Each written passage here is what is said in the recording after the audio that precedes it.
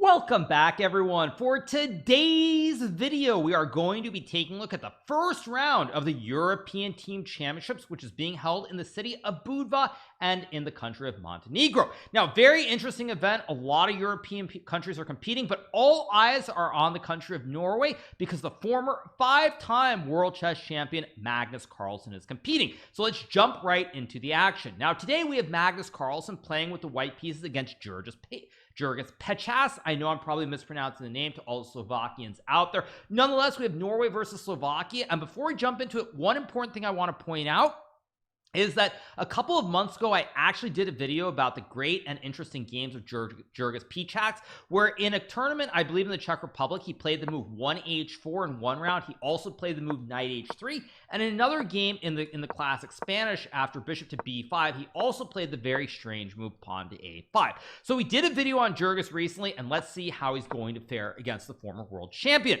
So Magnus opens with e4. We get the move e5. Knight to f3 is played here, and now we have the move knight to c6, bishop to b5, and now the move knight f6 is played by Jurgis. Now, a little bit disappointing because for someone who's so creative and original, he decides to play very solid here. We, of course, have the classic Berlin setup in the Ruy Lopez, which has been played by many players, including yours truly, Magnus Carlsen, Fabiano, but most prominently Vladimir Kramnik, who actually used this system to defeat Garry Kasparov, the reigning world champion at the time, I believe in 2001 in the London World Chess Championship match. So after knight to f6, Magnus plays the move d4. Now, this is one of the lines that is played most of the time at the top level. A lot of players play the move d3 here to guard the pawn on e4, or they decide to play this line with a very long endgame in what is known as the classic Berlin wall here. Now, this is what was played in the match between Kasparov and Kramnik on many occasions. Kramnik was able to defend the position with black, draw many games, and then he was able to win a few games with white to win the world championship. So Magnus decides to play d4, a slight sideline, but of course it has been played on many occasions. And now Jurgis plays the move knight takes pawn, knight takes knight, and the strange move c6. Now, in this position, I believe that e takes d4, e5, and knight to e4, and queen to e2, or castles is generally considered to be the main line, but Jurgis goes for this line instead. So we get takes, c6 is played. He chooses to play c6 because here you're attacking both the bishop and the knight, and potentially you can play d5 and strike in the center right away, or bring the queen out to a5 or b6. So Magnus goes bishop c4. We get the move pawn takes knight, and now Magnus plays queen takes pawn, and Jurgis plays the move queen to b6. Now, this is why c6 was a very useful move, because when Jurgis plays c6 here, if Magnus were to castle, for example, you could always take the bishop on b5 here and end up with the two b's potentially. Not that this is the only way to play, but Magnus has to waste time retreating the bishop, and now you've created the square on b6 for the queen to propose the trade. So after queen b6, we get queen e5 check, bishop to e7. Magnus decides to castle the king here, and now we have the move d6 being played. Now, Jurgis has a tough decision here because he'd love to castle the king, but if you castle right away, you hang the bishop on e7 and you resign the game. So we get d6 attacking the queen. Queen g3 is played, and now Jurgis castles the king to guard the pawn on g7. So after castles, we get knight c3 from Magnus, developing the knight, guarding the pawn in the center. And now white wants to put the bishop on either h6, g5, or f4 potentially. And he wants to aim at the pawns either on g7 or on d6. So Jurgis plays bishop e6, trying to get rid of one of Magnus's good pieces here, this light square bishop that's on a nice long diagonal towards the king. So we get bishop e6, takes, and now Magnus plays the move e5, breaking up black's pawn structure. Now, e5 is a very good move here because if black were able to play something like e5, for example, black has what I like to call the snake. Now, many people who watch my videos are too young to have played snake on their Nokia phones back in the old days, but it is a formation that is very reminiscent of that great game from the late 1990s. However, when Magnus plays e5, now Jurgis has a problem because the knight is under attack. And if black moves the knight, you just simply hang a pawn on d6. And if you were to trade the pawns, now you'll notice that you have your three connected pawns here, but the pawn on e6 is a sole weakness. So Jurgis goes knight to e8. Now the computer does like pawn takes pawn queen takes pawn and this move rook a e8, simply gambiting the pawn on e6, because if white takes the pawn after king h8, black is threatening to go bishop c5 and line up a lot of threats towards the pawn in f2, and if white tries to stop that with bishop e3 here to break the threats on the diagonal, you simply hang this pawn on b2, and now the material is even and black is completely fine. Now, very easy for Jurgis to be afraid of this line, but the computer does think here that after rook a8, black should have no issues whatsoever. So we get the move knight to e8 being played instead. Magnus plays the move queen g4, attacking the pawn on e6, and Jurgis goes rook f5.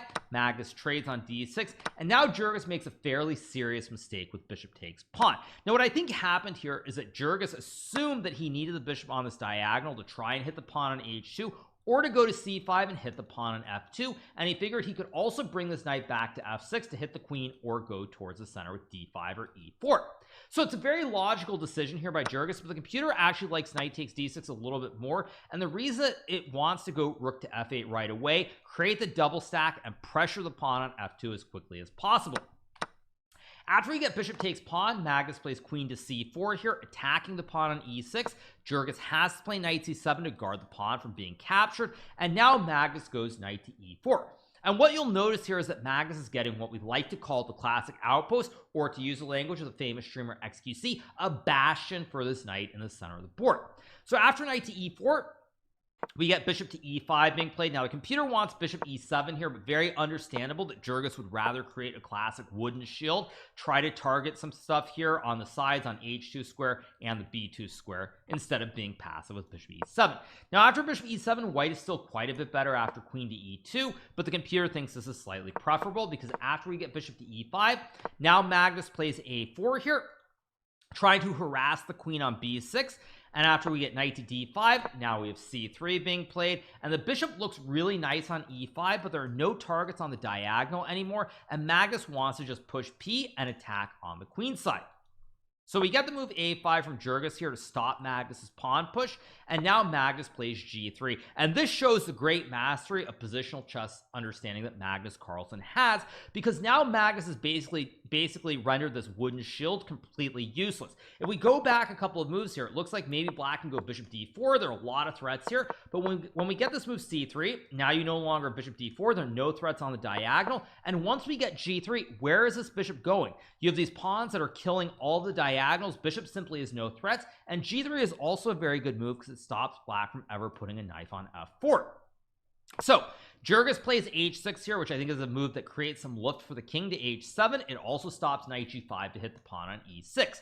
Magnus plays bishop d2 here, trying to finish his development and bring the last rook into the game, or the last piece I should say. So after bishop d2, we get rook to e8 being played. Black cannot capture this pawn on b2, so if you play queen takes b2 after rook a b1, if you go queen c2, now there's rook f c1, and uh-oh spaghetti-o, your queen is simply trapped here on c2. You have no squares available. And if you play the move queen to a3 here, now white can go rook takes b7, creating the classic kebab on the 7th rank. Your pawn on c6 as well as on e6 are both very, very weak here, and white is much better.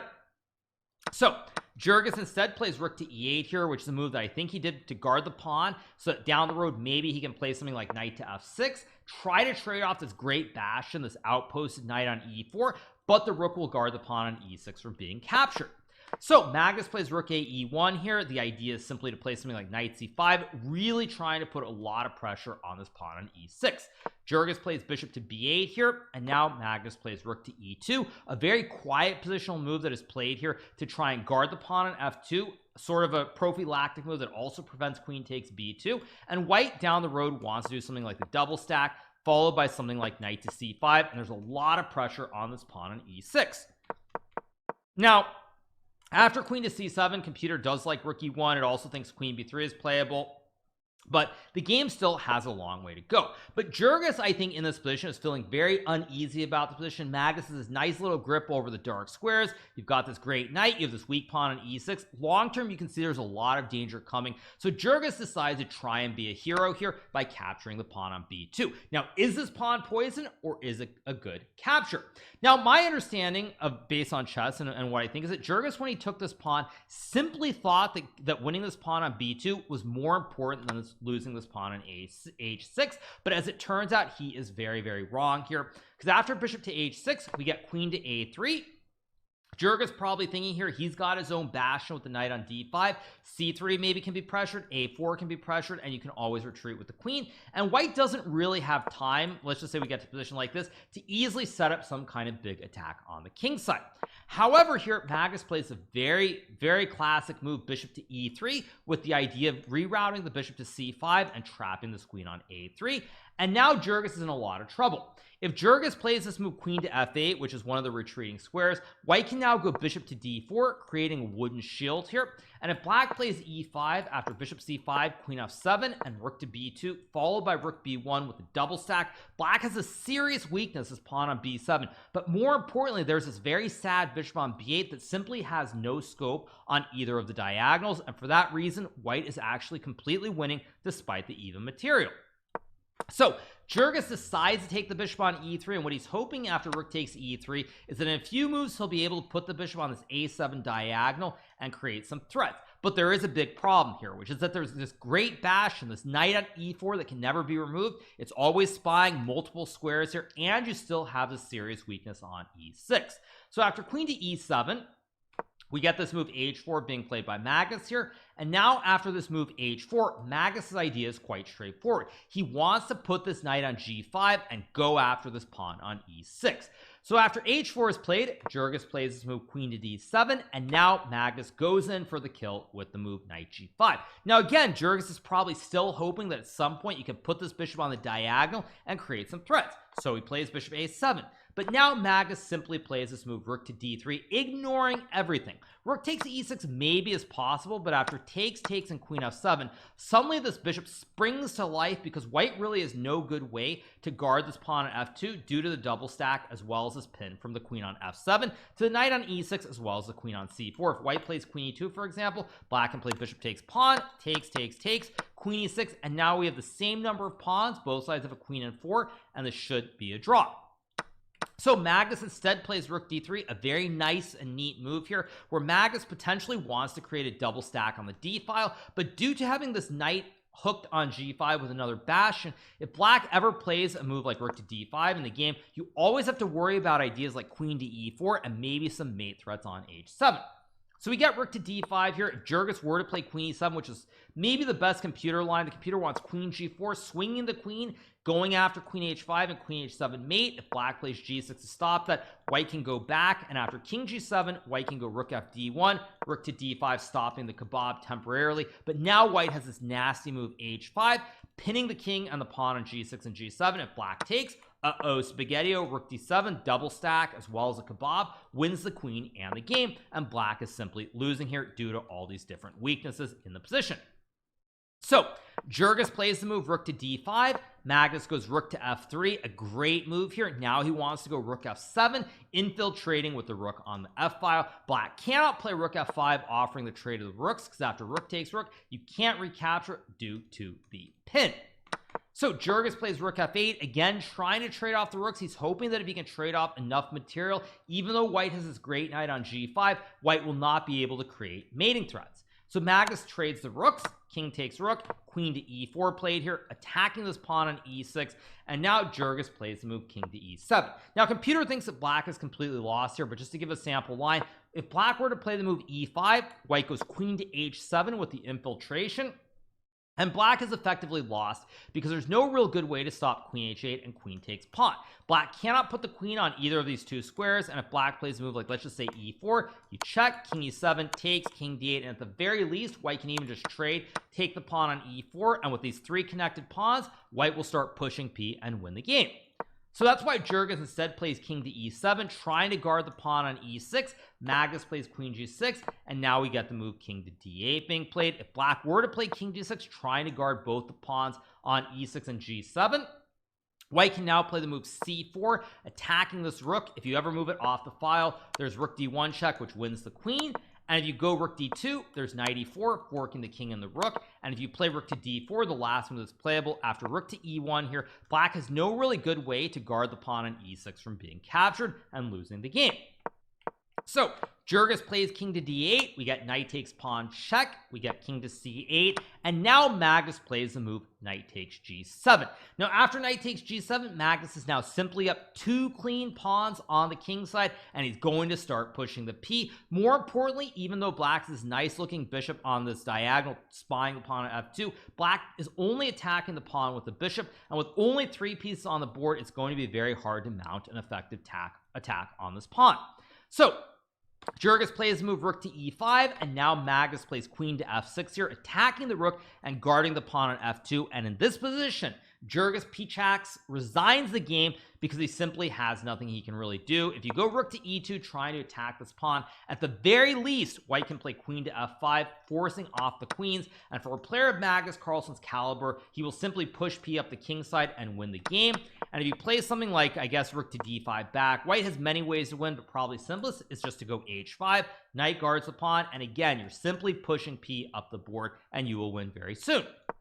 So after queen to f6, Pichax resigns the game. Magnus Carlsen starts off with a very, very big win in the first game of the European Team Championship. Now, I'm not sure if Norway actually won the match because I do believe that Ariane Tari did lose with the black pieces on board 2. So I'm not 100% sure what the match score was, but the former world champion Magnus Carlsen gets off to a really good start with a win in the first round after a very, very shaky performance in his last tournament, which was the Doha Masters being held in Qatar. So on that note, I hope you guys have enjoyed this recap of the first round of the European Team Championship being held in Budva, Montenegro. I will obviously be doing recaps of most of the rounds. I think we have a round tomorrow, which I will be covering as well. So I hope you enjoyed the recap. It's the first of many. We'll see if Magnus Carlsen can retain his form, get back to playing that World Championship level chess that he showcased up until his last event in Doha. So I hope you guys have enjoyed the video. Make sure to smash that subscribe button below if you haven't already, and I will be back with some more great YouTube content very, very soon. Have a great one, you guys. Bye.